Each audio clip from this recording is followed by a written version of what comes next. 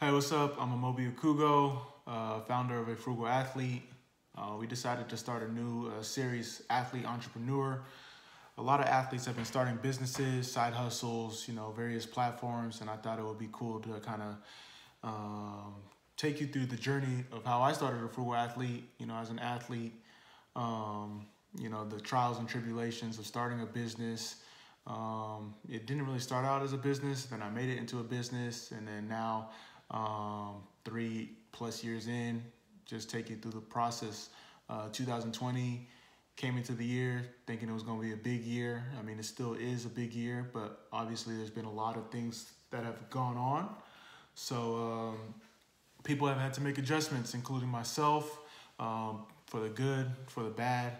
But that's kind of what sparked this new series, and I definitely want to do it and continue to do it to share, my stories, my lessons, things I'm looking to do, things that I've learned from people that have helped me, tricks of the trade, all those types of things. And I think it's really important that, as athletes that may not be business savvy, we take the lessons that we can learn from each other and apply it to our own projects. So for context, because I feel like a lot of people know about A Frugal Athlete but don't really know about it, I started it in 2016, sparked off the interest of watching the Broke 30 for 30 documentary. That kind of sparked my interest, kind of lit a fire in my belly in the sense of, if these are NFL, NBA guys, losing money like that. I play soccer in the States, we get compensated pretty well, but not to that extent.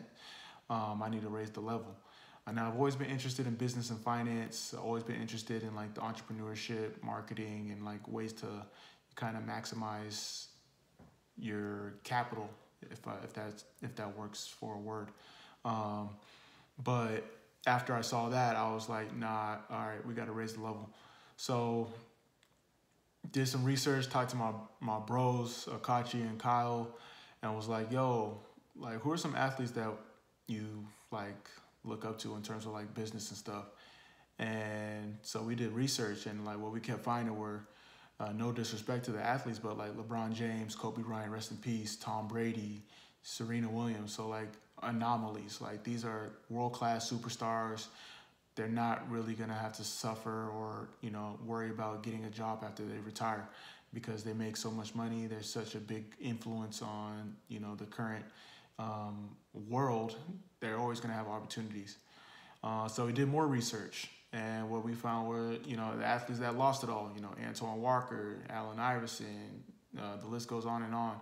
We don't really want to talk about athletes that lost it all because it's unfortunate, and there's a lot of reasons that we don't know for why that happens, whether they get scammed by a financial advisor or do bad business deals, lack of financial literacy.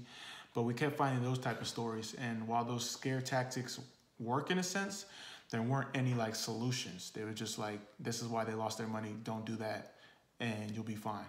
So, I did more talking, drafted up a little blog on one of my notebooks, actually. I'm definitely gonna have to show you guys that in a future episode, and sent it to a couple friends, and they were like, yo, you have something here. So that's when I got to work. A Frugal Athlete just came to me. I just like A Frugal Athlete. Frugal, people think of it as being cheap, but I think of it as, being economical, being efficient, being prudent, not only with your finances, not only with the capital that you make through that window of influence through your career, but with the resources you have. As a professional athlete, you have unique resources that not a lot of people have. So came up with the name, came out the gates, 8 blogs, had them ready. Then I realized oh, I got to keep doing this. So that's when I kind of restructured how I went about it, built kind of a consistency schedule of all right, once a week I'm gonna do a blog instead of just having them all when I have them. So that's how it originally started, and then from there, just evolved, iterated, made changes, found out what worked, found out what didn't, and definitely gonna take you through the process of those early years, because a lot of mistakes were made, a lot of good things happened though as well. But yeah, 2020, I felt like, we really leveled up this year. So Definitely want to take you guys through five things that I've really focused on this year, 2020, that have helped a frugal athlete grow. Number one, build a team. So I got a team of interns, I got a team of contractors, and I got just a solid base around me in terms of helping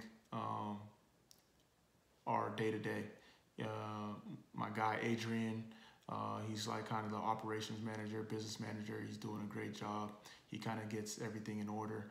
The interns, Brandon, Jennifer, Kevon, Kevin, we just added. Amazing work. It just helps streamline the whole process, and that is vital. You can't do it all on your own. I remember some nights, I was doing the podcast, then I was doing the blog, then I was editing the podcast. Speaking of podcasts, shout out to Will, Game Changer. Shout out to Jayla, who does the videos and stuff as well. Mike, Zach, the list goes on and on. But I was doing all that, making infographics. And now that I have a team in place and we all have like different roles and responsibilities, it's a game changer. And that's partly my fault too, because I like to have control and I have to like have direction. But to be able to like let go and trust the teammates, it's been a game changer. Number two, processes. And this is a game changer tip from my homie Quincy Ameriqua. Just to have the systems in place. So now like I know like, all right, Tuesdays we do podcasts. Make the podcast, send it to Will, edit podcast, send it back, build the infographics, post, gone. Blog. Come up with blog, put it in the Slack, do this, do that. So that's just two examples of like how the processes work and how simple it makes everything flow. Because if you're just doing things on the fly, you're just gonna forget stuff. You're gonna miss deadlines. It's just not gonna work out for you. 3, be consistent. I think that's a game changer. Obviously, as an athlete entrepreneur, especially one that's currently playing, it's tough to stay on schedule, stay consistent. But for me, staying consistent, whether it was making sure I have a podcast every week, making sure I have a blog every week, making sure I'm doing a cold call or a pitch every other week, those lessons of consistency, those examples and habits, building those habits go a long way. I remember I had to take a break one time doing a podcast. I was just overwhelmed, overloaded with like school and soccer and other stuff. And I had to take a break from the podcast. And one of like a supporter was like, "Yo, what happened? Did you like get rid of the podcast? Did you change it?" He was like, "Yeah, you need to be consistent because like you had a good thing. Like I was really supporting it. I know it's tough sometimes, and like that really put into perspective because you think like no one's really listening or it's tough." But like that consistency, that flow, and especially if you're like into the algorithm and stuff, like that consistency means a lot, especially with podcasts. I had to learn the hard way. Make sure you check it out too, A Frugal Athlete Podcast Network. So those are things that you just don't really take for granted, and consistency goes a long way. And you may not see the results like within a month or within a year, but when that year 3 hits, that year 5, that year 10, trust me, it's gonna go a long way. So stay consistent. Number 4, this is a big one for me personally, because the first couple of years I wasn't really focused on getting money from a frugal athlete. I was more like, all right, let me build a credibility, because I'm talking about something that's sensitive subject, money. So I was like, let me build a credibility, but if I were to do it all over again, I would monetize from the start. And I think that's a big thing, especially if you're in business. Like the most important thing of a business is making money. If you're not making money, it's a hobby. And understanding the difference, there's no disrespect to a hobby. If you wanted to have a hobby, make a hobby, do a hobby. But if you want to have a business, you have to make money. You have to make sure your income is more than your expenses, or the revenue is more than your expenses. And obviously, if you're thinking long term, you might have to leverage. You might have to leverage some debt. You have to use a couple credit cards. But it's important to make sure that in your business, you have a strategy of how your business makes money. I think that's really important. Something I didn't have the first couple of years. I was just like, all right, let me just create the information. Let me just create content. Let me just, build that credibility, get exposure.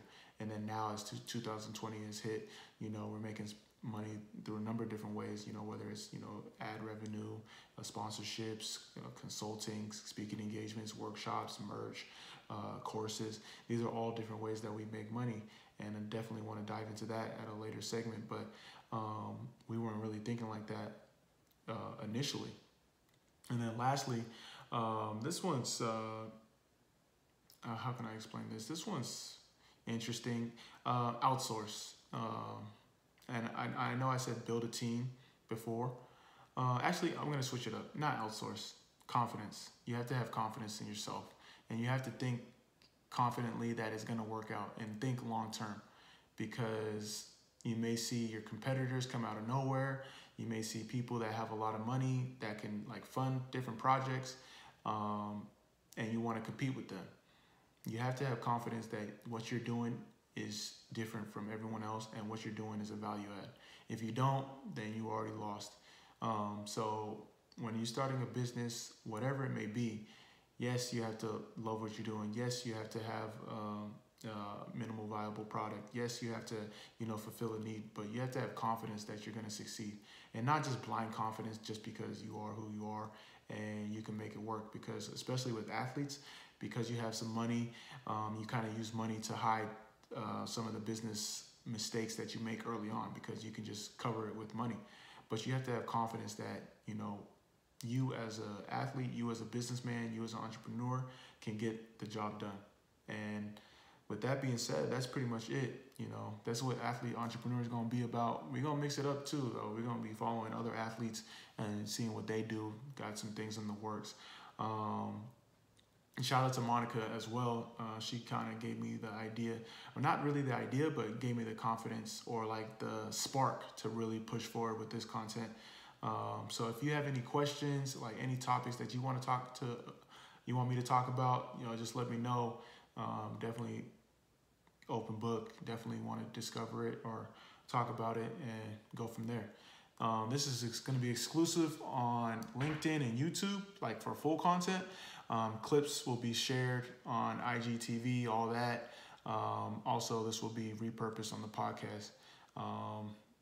Content. That's my bonus. That's my bonus one. Content. Every business is a media company in some way, shape, or form. So make sure you're providing content. I used to just kind of go through the motions with that, but now I'm recording everything. I got the whole setup. And all you really need is a phone, computer. It doesn't have to be. It could be a Google Chrome, something that types, something that records, something simple. But with that being said, make sure you just check us out at A Frugal Athlete on Twitter, Instagram, all that. www.afrugalathlete.com on the website. Amobi Okugo if you want to check me out. Amobi Says on all the platforms, Twitter and Instagram. And yeah, that's all. So make sure you guys subscribe. Make sure you guys follow. Make sure you guys share with a friend.